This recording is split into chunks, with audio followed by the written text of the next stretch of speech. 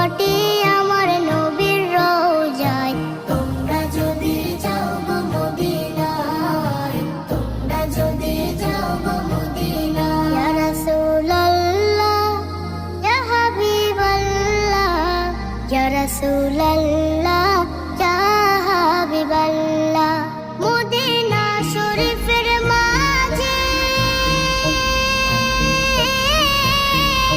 বেহেশতের বাগান আছে, সেই বাগানে শুয়ে আছেন, সেই বাগানে শুয়ে আছেন